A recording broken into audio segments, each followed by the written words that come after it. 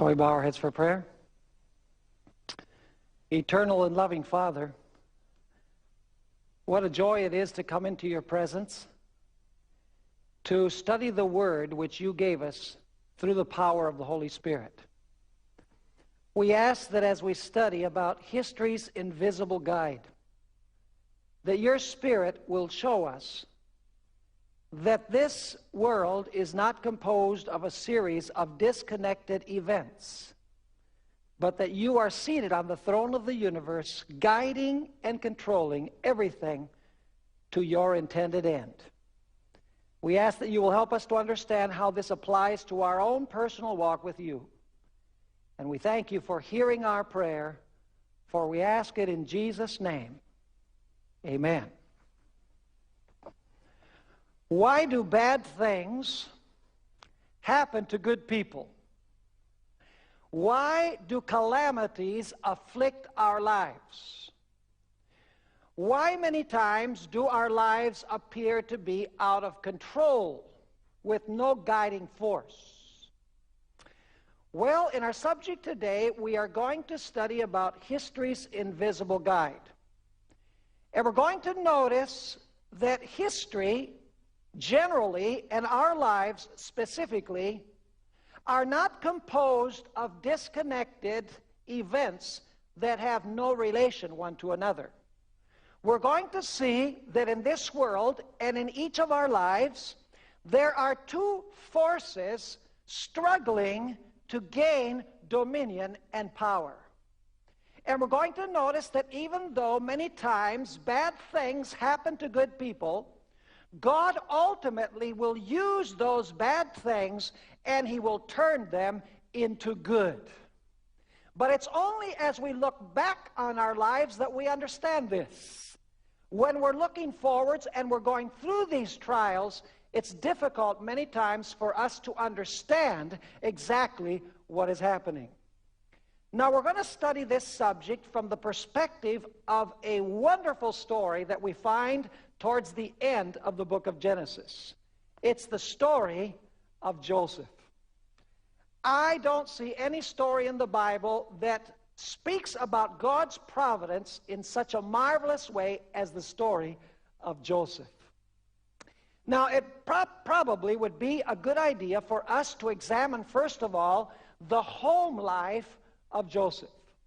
You know, we live in a world today where people have a tendency of passing the buck and blaming other people, blaming circumstances, blaming heredity, blaming the environment for the things that happen in their lives. But as we look at the life of Joseph, we discover that Joseph had a less than ideal heredity, he had a less than ideal environment, and less than ideal circumstances in his home.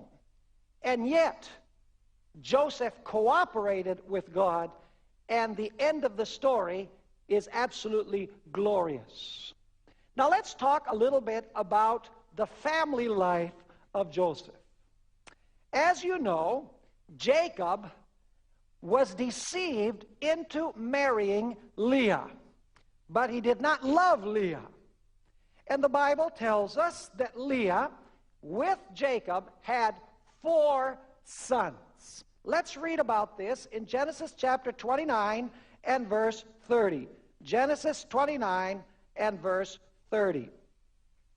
It says here, "Then Jacob also went in to Rachel, and he also loved Rachel more than Leah. And he served with Laban still another 7 years." Can you imagine what it was like to live with a husband that really did not love you? And yet we're told in the story that Jacob and Leah had 4 sons. If you continue reading after this verse, they had Reuben, Simeon, Levi, and Judah. Of course, Jacob later married Rachel. And Rachel was envious of her sister. In fact, we find in Genesis 30 and verse 1, this sibling rivalry being clearly and strongly expressed. Notice Genesis 30 and verse 1. It says, "Now when Rachel saw that she bore Jacob no children, Rachel envied her sister and said to Jacob, "Give me children, or else I die." This is quite a sibling rivalry that we have here. You know, Leah has had these 4 sons. Rachel can have no children. And so Rachel comes up with an idea. She says to Jacob, "Jacob, why don't you go into my maid, Bilhah, and maybe you can have children for me with Bilhah."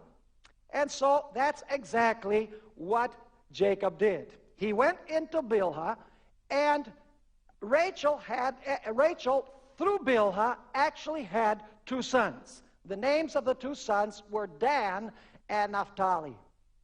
Now, this led Leah to say to Rachel, "Oh yeah? You think that you can have children with your servant? Well, I've got a servant too. And I can have my servant go into Jacob as well." And so we find in Genesis chapter 30 and verse 9, when Leah saw that she had stopped bearing, she took Zilpah, her maid, and gave her to Jacob as a wife. And now Jacob has with Zilpah, the servant of Leah, the following sons: Gad and Asher. But Rachel still did not have sons of her own. And so at this point you'll notice that these 2 sisters are struggling against each other. This tremendous rivalry. And Leah rubs it in Rachel's face that she has children and Rachel doesn't have her own children. Now it's interesting that after Leah has 2 sons with Zilpah, Gad and Asher, that Leah actually bore 3 more children. This is found in Genesis chapter 30 and verses 18 through 21. It says there, Leah said, "God has given me my wages, because I have given my maid to my husband." So she called his name Issachar. Then Leah conceived again and bore Jacob a 6th son. And Leah said, "God has endowed me with a good endowment. Now my husband will dwell with me, because I have borne him 6 sons. So she called his name Zebulun. Afterward, she bore a daughter and called her name Dinah. So at this point, Leah has had 7 children of her own and 2 children with her servant. And Rachel has only had 2 children with her servant. And of course, Rachel is envious of her sister. But God, according to this story, eventually opened Rachel's womb and gave her 2 children. Let's read about it in Genesis chapter 30 and verses 22 to 24. The first of these, of course, was Joseph. It says, "Then God remembered Rachel, and God listened to her husband and opened her womb. And she conceived and bore a son and said, 'God has taken away my reproach.' So she called his name Joseph and said, 'The Lord shall add to me another son.'" And so now Rachel has Joseph, but God has told her that she's going to have another son. And we find in Genesis chapter 35 and verse 18 that Rachel has her 2nd son. His name, by the way, is Benjamin, the youngest of all of the brothers. It says there in Genesis 35 and verse 18, "And so it was, as her soul was departing, for she died, that she called his name Benoni, but his father called him Benjamin." Now, can you imagine what it must have been like to sit at the dinner table in this household? Jacob, who has 2 wives and 2 concubines, all sitting at the table with their 13 children. Can you imagine what Rachel's children must have said? Joseph and Benjamin must have said to Leah's sons, "You know, our dad doesn't love your mom as much as he loves our mom." And you can imagine the rivalry between these young men and among these wives. It was warfare. It was the worst type of environment. And then, of course, as the brothers of Joseph grew up, we find several of them with serious, very serious character flaws. For example, Joseph grows up in an environment where Simeon and Levi are cold-blooded murderers. You can read the story of Shechem. Amazing how they had all of the men of Shechem circumcised, and then when they were in the utmost pain on the third day, they turned against them and killed every man in that city. Cold-blooded murderers. You have Reuben, who was guilty of incest. You have Judah, who slept with a prostitute. You have also Reuben, who had the backbone of a jellyfish when it came to delivering Joseph from the wrath of his brothers. You had a dysfunctional group of brothers in this family. And this is the household in which Joseph grew up. So don't blame heredity. Don't blame the environment. Don't blame circumstances for the way in which your life moves. Because we can thrive in the best of circumstances like Joseph did.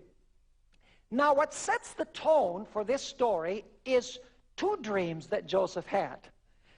Notice Genesis chapter 37 and verses 9 and 10. Genesis 37, 9 and 10. This is the one about the sun, the moon, and the stars. It says here, "Then he dreamed still another dream and told it to his brothers and said, 'Look, I have dreamed another dream. And this time the sun, the moon, and the 11 stars bow down to me.' So he told it to his father and his brothers. And his father rebuked him and said to him, 'What is this dream that you have dreamed? Shall your mother and I and your brothers indeed come to bow down to earth before you?' So he's rebuked by his father for these dreams.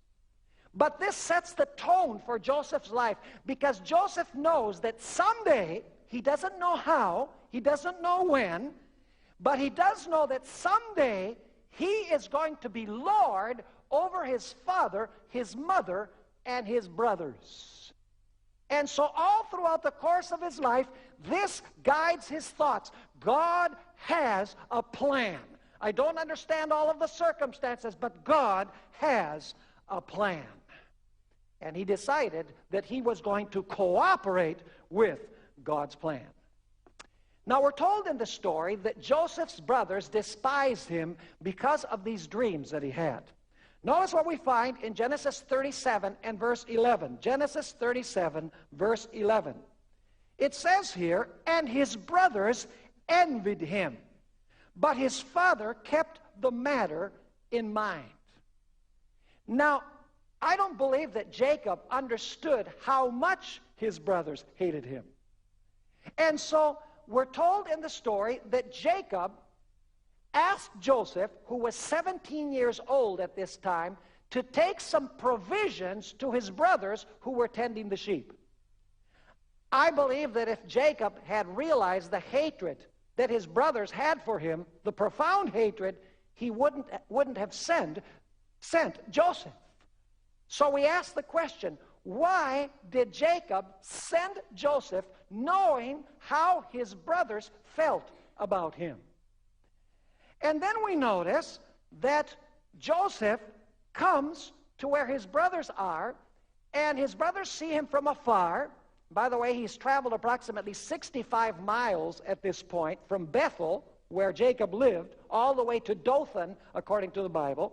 And Joseph is very tired, and when his brothers see him from the distance, they come up with an idea. They say, "This is the time to nip this in the bud. Let's kill him. Let's get rid of him, and then we'll see what will happen with his dreams." In fact, let's read this. It's found in Genesis chapter 37 and verses 19 and 20. "Then they said to one another, 'Look, this dreamer is coming. Come, therefore, let us now kill him and cast him into some pit. And we shall say, some wild beast has devoured him.' Now, the question immediately arises, why didn't his brothers kill him? Obviously, they hated him enough to kill him. But for some reason, first of all, Jacob sends Joseph, knowing that his brothers despise him. Then when they say, let's kill him, their plans are interrupted, and they don't kill him, but they throw him into a cistern. Very strange, when he was hated so much by his brothers. And then it just so happens that when Joseph is in that cistern, at that very moment, at that very time, some Ishmaelites are traveling through that country to the land of Egypt. At that precise instant. Is this a coincidence? In fact, let's read about it. It's found in Genesis 37 and verse 28. It says, then Midianite traders passed by.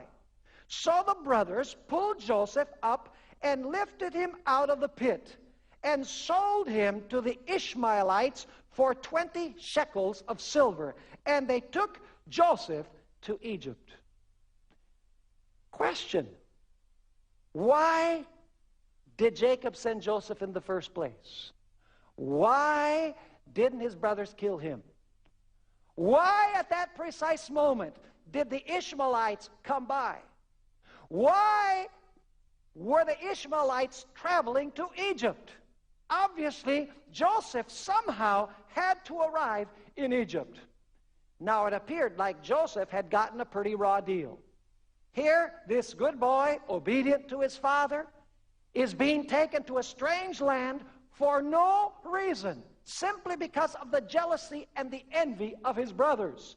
Joseph could have said, what good is it to serve God? Look, I serve him, I trust him, and here I end up being sold by my brothers to Egypt. But Joseph knew that God had a plan. At this point, he didn't understand all of God's plans, but he knew that at some point his dream would be fulfilled. Actually, his two dreams would be fulfilled. And so now Joseph takes this long trip to Egypt. By the way, he would have retraced his steps from Dothan to Bethel. In fact, Ellen White says in the book Patriarchs and Prophets that he could see his father's tents from afar as the Ishmaelites were taking him to Egypt. And then he would have had to travel from Bethel several hundred miles further south to Egypt. This trip would have taken a significant amount of time. Eventually, the trip comes to an end, and Joseph is taken to the marketplace to sell. And it just so happens, by coincidence, and I say that I say that kind of like ironically or sarcastically, by coincidence, a man named Potiphar ends up in the marketplace and purchases Joseph. In fact, let's read about it, Genesis 39 and verse 1. Now Joseph had been taken down to Egypt, and Potiphar, an officer of Pharaoh, captain of the guard, an Egyptian, bought him from the Ishmaelites who had taken him down there. And so Joseph ends up, of all places, there are many individuals who could have bought Joseph, but he ends up being bought by Potiphar. Now, I believe that there are two reasons in this story why Joseph ended up in Potiphar's house. Reason number one, it was necessary for Joseph to meet Potiphar's wife. And secondly, it was necessary for Joseph to sharpen his administrative skills, because God had a huge plan for him, a worldwide plan at that time, and he needed to be a keen and sharp administrator. And so God is preparing Joseph by administrating the house of Potiphar for these huge responsibilities. In fact, we're told in Genesis chapter 39 and verses 2 and 3, the Lord was with Joseph, and he was a successful man, and he was in the house of his master, the Egyptian.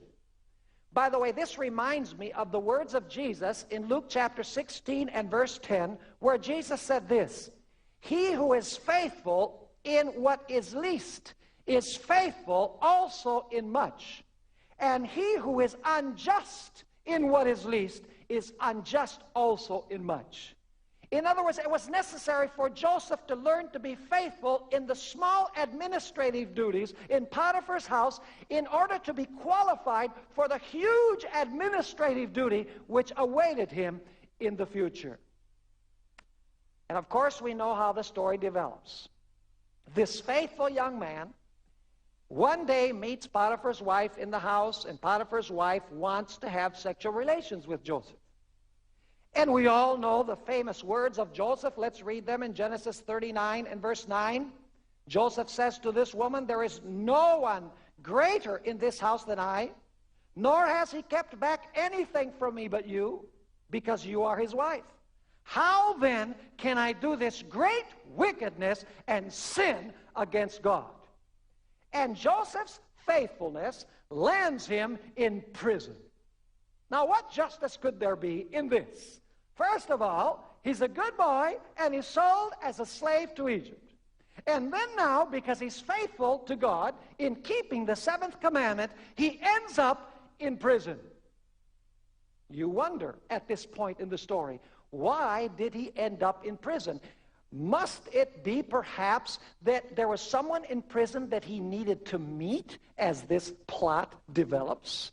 Obviously, yes. At this point, by the way, Joseph had been in Egypt for 10 years. He was 27 years old.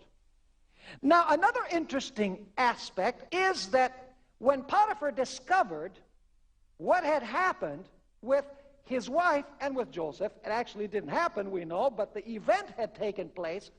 Potiphar, instead of killing Joseph, he has Joseph thrown into prison. Now, we know that he did not believe his wife's story, but he still could have had Joseph killed to save face, couldn't he? In fact, notice what we're told in Genesis chapter 39 and verse 20. "Then Joseph's master took him and put him into the prison, a place where the king's prisoners were confined, and he was there in prison."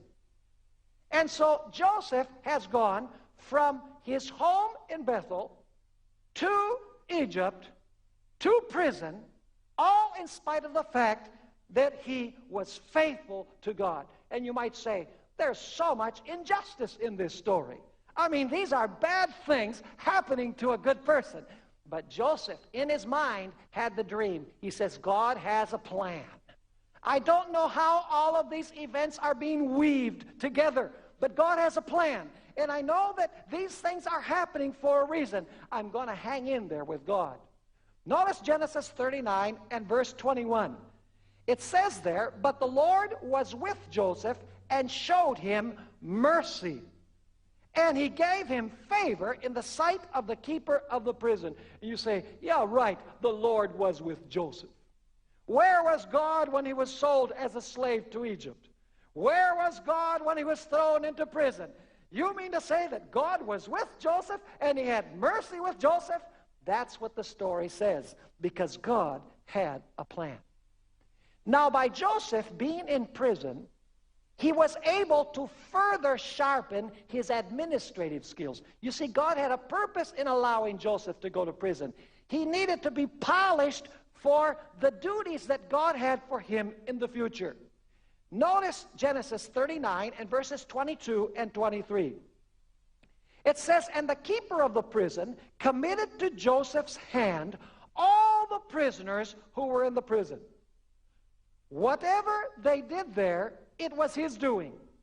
The keeper of the prison did not look into anything that was under Joseph's authority, because the Lord was with him, and whatever he did, the Lord made it prosper. And so we find Joseph being faithful in the prison, being a faithful administrator, preparing for the duties that God has for him in the future.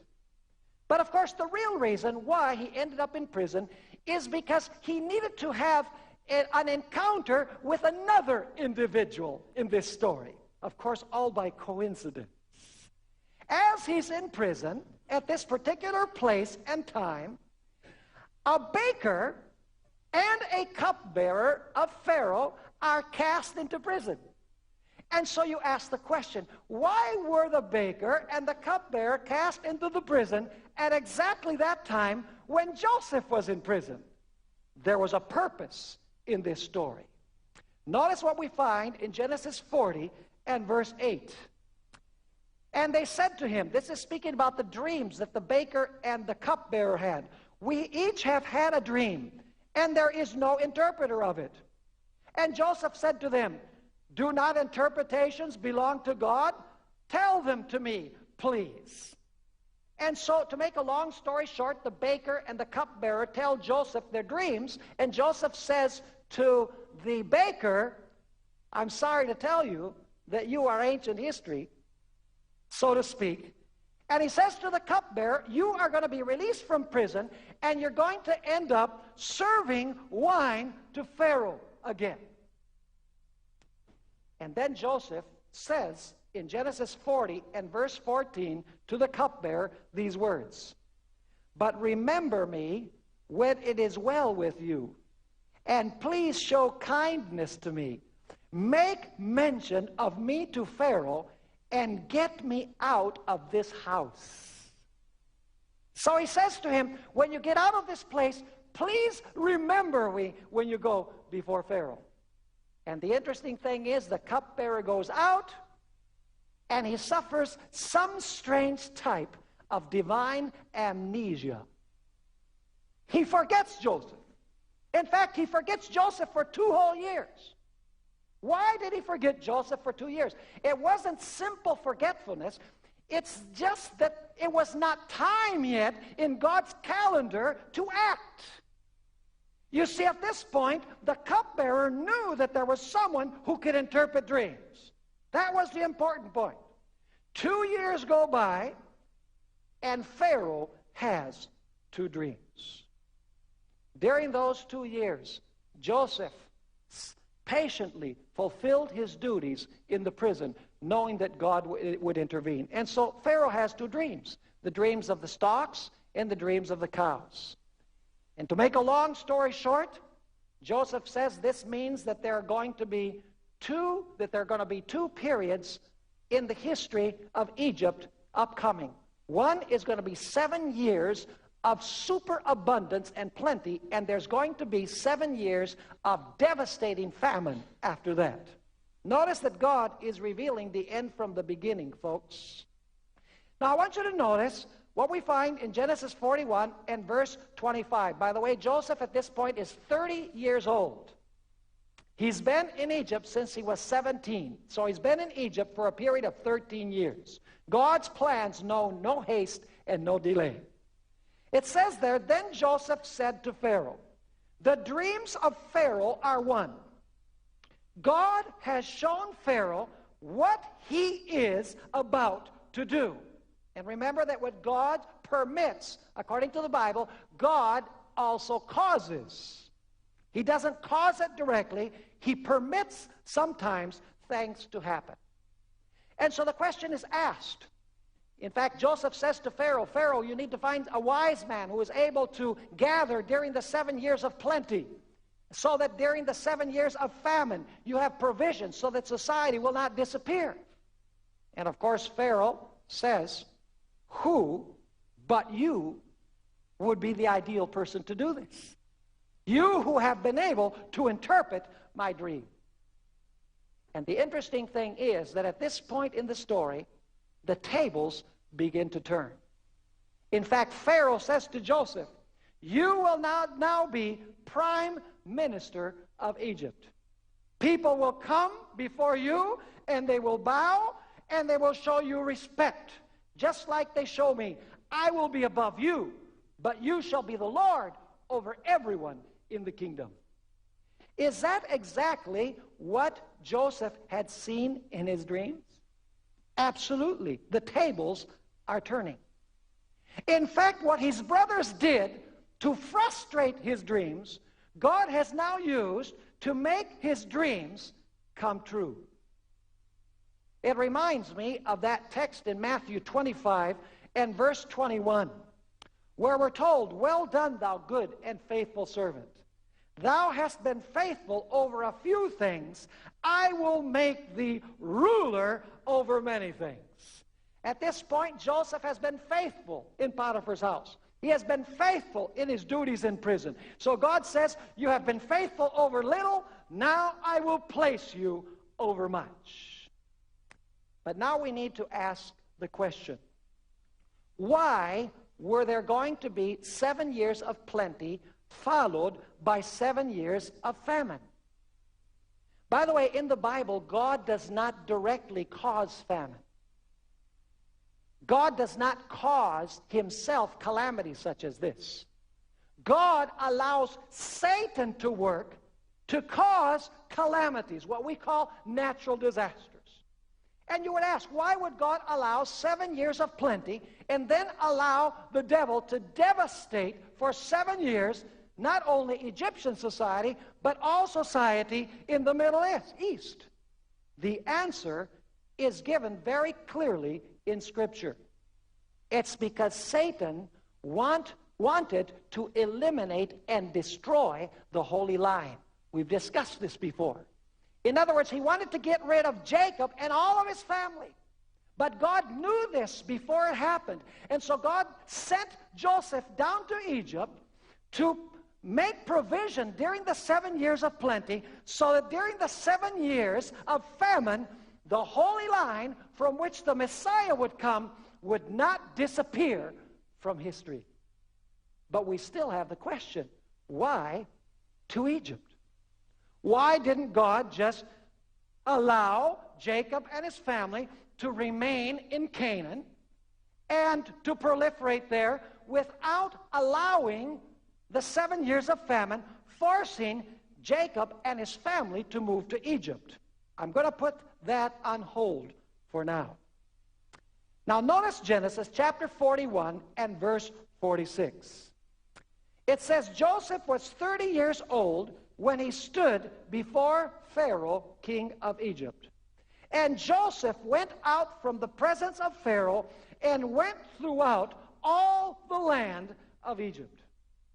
Let me ask you, was the experience of Joseph in Potiphar's house and in administrating the prison an invaluable resource to Joseph now when he had to organize the gathering in of the grain from all of the land of Egypt to save all of civilization at that time? Obviously, he sharpened his skills for this huge responsibility which God now had for him. Notice Genesis chapter 41, verse 57. This famine not only afflicted Egypt, it afflicted Palestine. It says in verse 57 of Genesis 41, so all countries came to Joseph in Egypt to buy grain, because the famine was severe in all lands.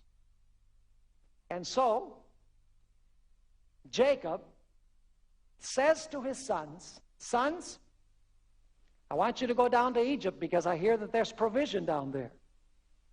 Interesting. God has sent Joseph down to Egypt because somehow he wants Joseph's family to gravitate towards Egypt. There's a plan in taking them to Egypt. Not only to preserve the Holy Line, we're going to notice, but there's another reason why he takes them out of Canaan down to Egypt. And so Joseph's brothers make the journey down to Egypt. The first trip. Notice Genesis chapter 42 and verse 21. Then they said one to another.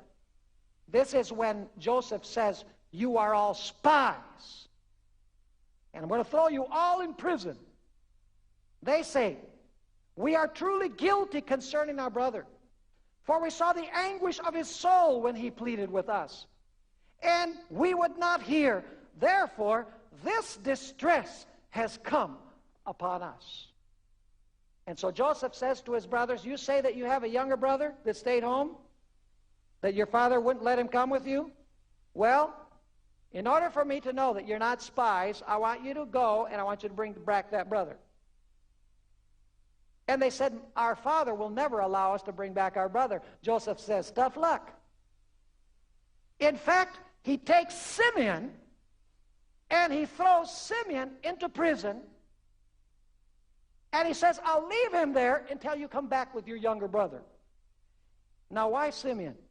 Let's read about it first of all, and then I'll have a quotation from Patriarchs and Prophets. Genesis 42:24. And he turned himself away from them and wept, that is Joseph. Then he returned to them again and talked with them. And he took Simeon from them and bound him before their eyes. Notice that he didn't only cast Simeon into prison, he bound him before he was cast into prison. Why did he do this? In Patriarchs and Prophets, page 225, we find this incisive comment by Ellen White. She says, on his return, that is after crying, he commanded that Simeon be bound before them and again committed to prison. In the cruel treatment of their brother, Simeon had been the instigator and chief actor. And it was for this reason that the choice fell upon him. You can imagine Simeon thinking, I was the one that had Joseph bound and thrown into the cistern. Now the tables are being turned. There's something strange going on here. Something strange happening. And so they go back to Canaan. And they tell Jacob, Father, unless we take Benjamin back to Egypt, Simeon will be a prisoner forever. And Jacob says, forget it. You're not going to take Benjamin. I've lost Joseph. And now I only have one son left from my beloved wife, Rachel. You can't take him. But eventually, they're suffering so much hunger that Jacob decides to send Benjamin with his brothers. And so they take a second journey to Egypt. Notice Genesis chapter 43 and verses 28 and 29. They arrive in Egypt,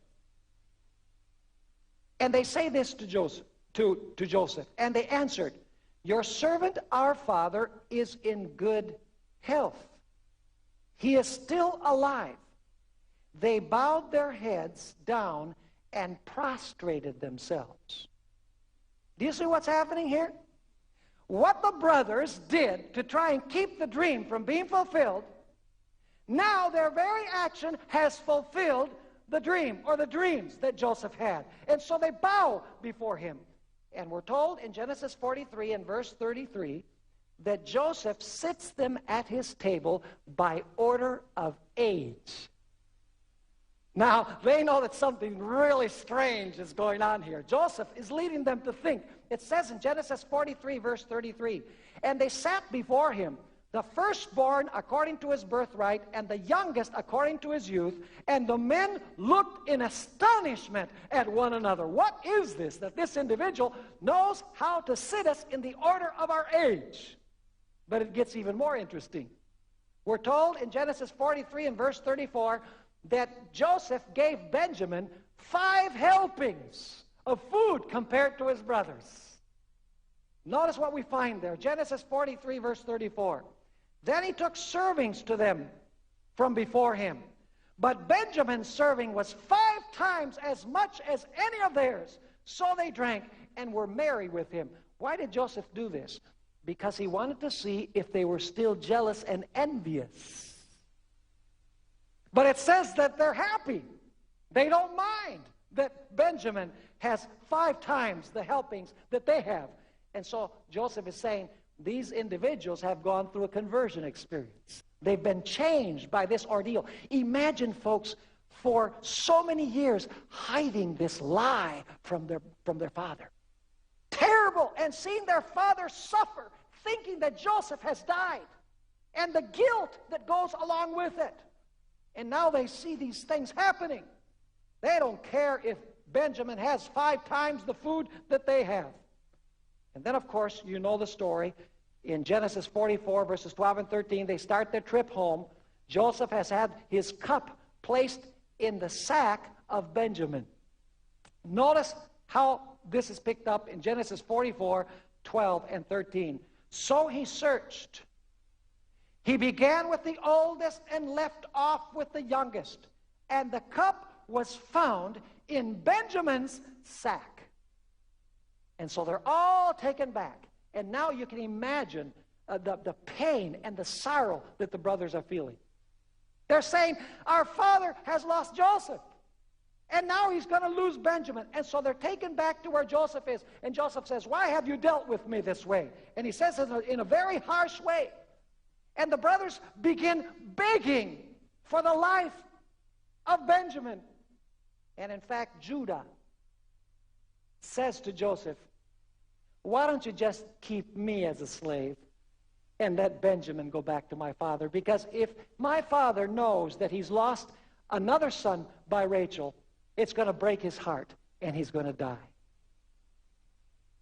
The brothers have gone through a tremendous conversion experience. There's no more envy. There's no more jealousy.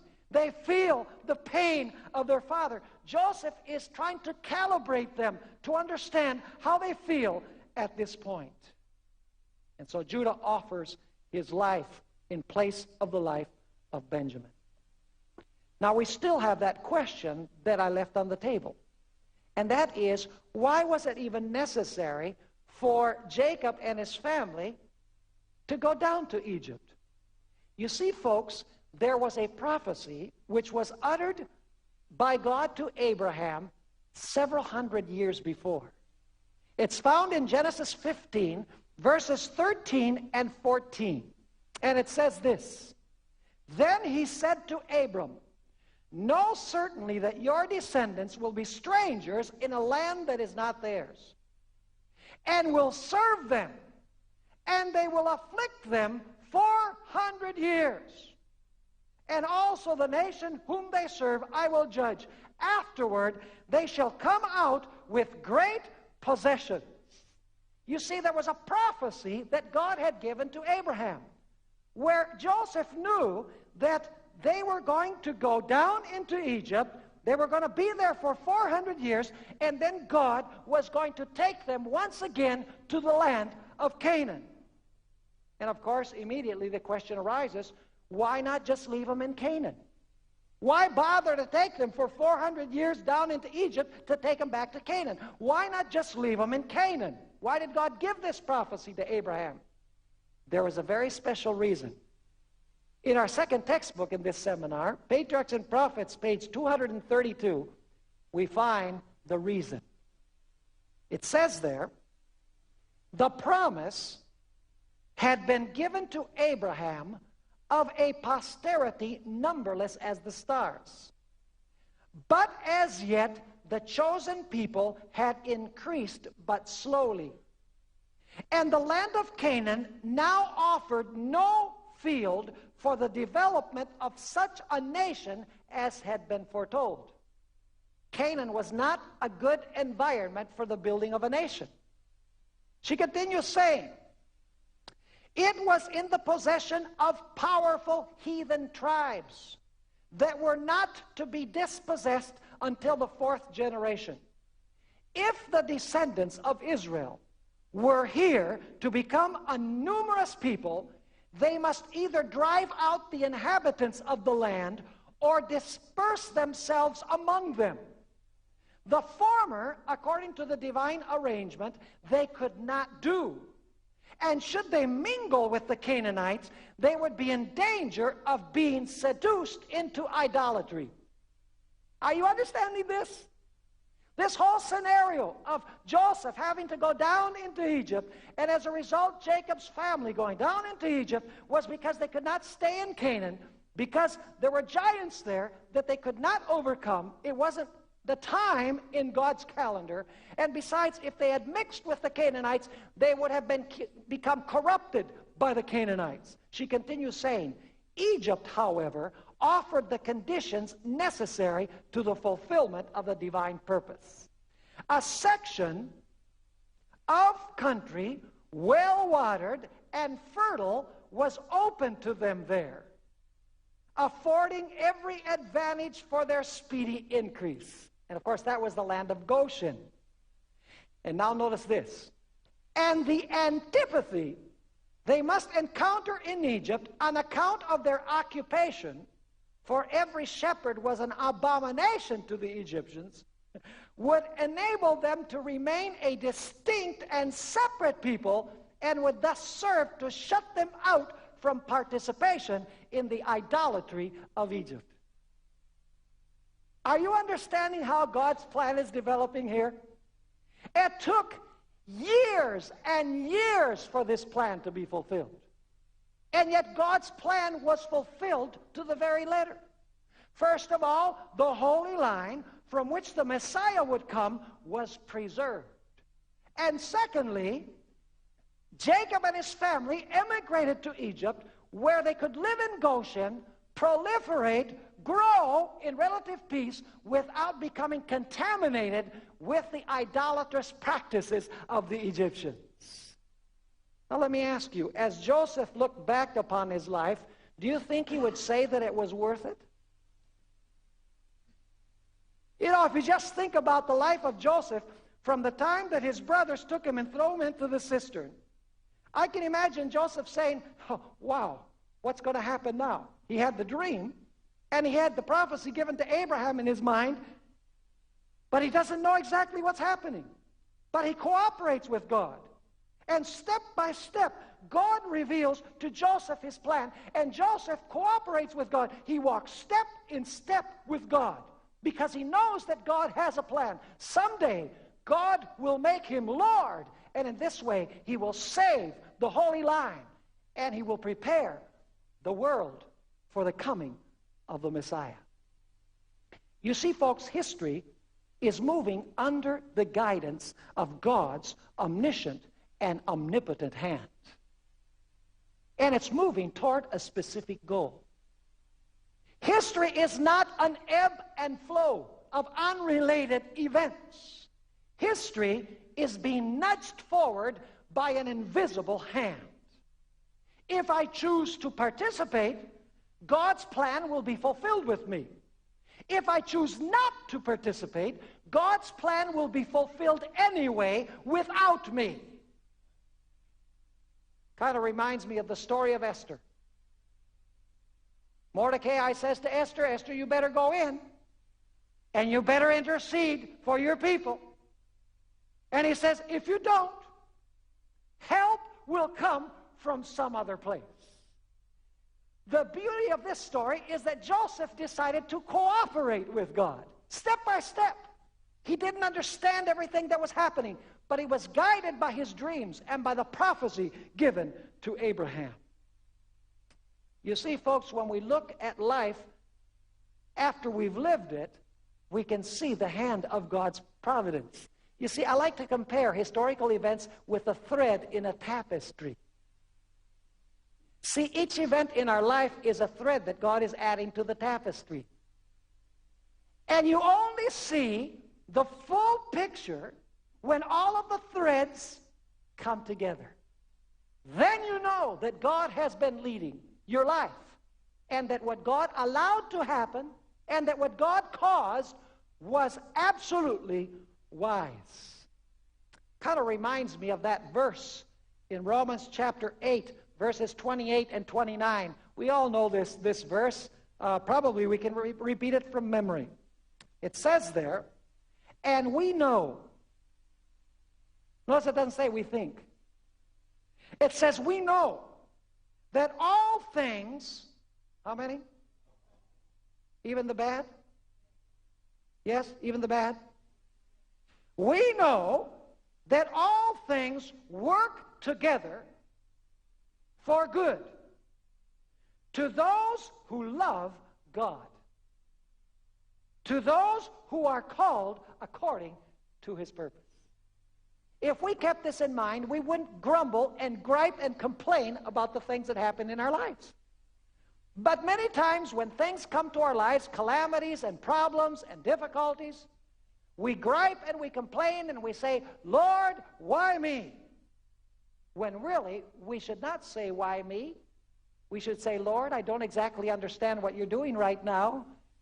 This is a very difficult time in my life. I can't understand these circumstances, but Lord, you know what? You have more experience than me. And so I'm just going to kind of follow along. You take the step, and I'll walk right in your footsteps. I'll walk in your footsteps the way that you lead. And we can't go wrong. No matter how many calamities come to our lives, we can't go wrong. This reminds me of a fantastic statement in the book Desire of Ages, pages 224 and 225, that I'd like to read. You know this. You've read it before. Where Ellen White is speaking about the experience of John the Baptist. You know, you look at John the Baptist, he also was thrown into prison. Jesus never went to visit him. You would say, come on, he was Jesus' cousin. And Jesus didn't show any interest whatsoever in him. Here he's thrown into prison, and he's apparently abandoned and forsaken. What justice is there in this? Because John the Baptist was faithful to God. Why should he end up there? And of course, John the Baptist had doubts himself about what was happening. That is, until he sent his disciples to ask Jesus, are you the one that we're expecting, or are we to wait for another? And Jesus didn't answer the question. He simply performed miracles that whole day. You can read it in Scripture. And at the end of the day, Jesus says to the disciples of John, now you go back and you tell John what you've seen. And when they told John what they had seen Jesus do, we find in Desire of Ages that John now had peace. He knew that Jesus was the promised Messiah. And he was willing to give his life. He was willing to die. And then Ellen White says that John the Baptist, by his death, became an inspiration to many others who would be martyred for their faith.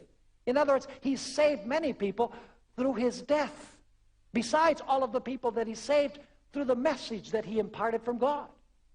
In this context is where we find this statement in Desire of Ages, pages 224 and 25. God never leads his children. Excuse me? What does the word never mean? Is there anything in never you don't understand? God never leads his children. Otherwise, then they would choose to be led if they could see the end from the beginning and discern the glory of the purpose which they are fulfilling as co-workers with him. So if we could see if Joseph had been able to see the end from the beginning, do you think Joseph would have changed anything? He would not have changed one thing. He would have said, okay, Lord, we're walking together through these trials and tribulations.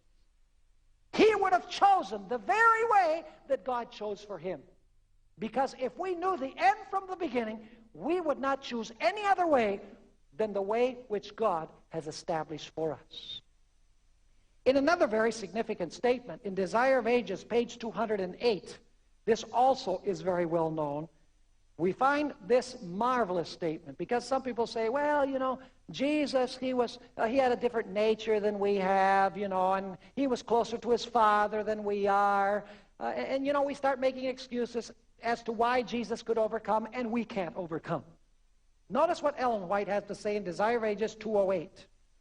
So utterly was Christ emptied of self that he made no plans for himself. Sounds kind of like Joseph, huh? Joseph made no plans for himself. Every day he said, Lord, you know, show me what you want me to do. Show me what your plans are. Choreograph my life.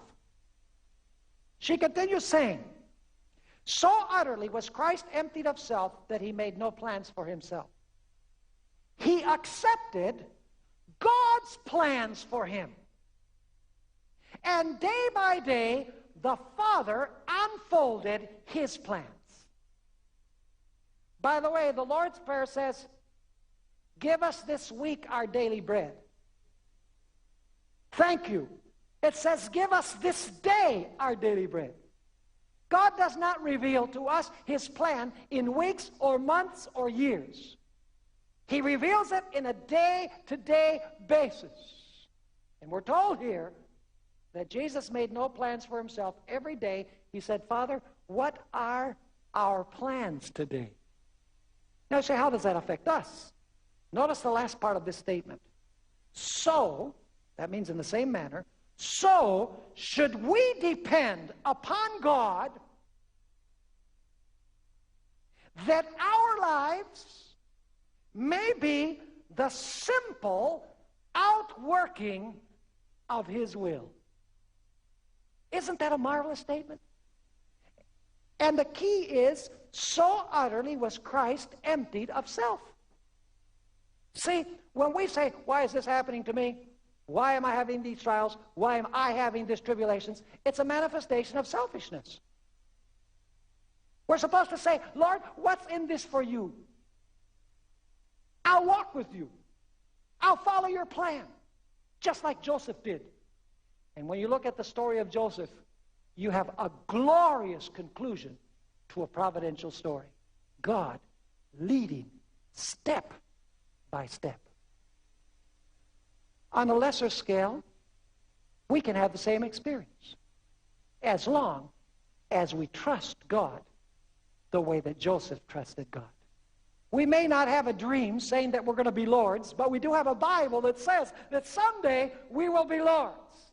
The Bible says that if we suffer with him, we will also reign with him. And Jesus says also in a text that we read, well done, thou good and faithful servant, because you have been faithful in little, I will place you over much. May that be the living experience in our lives.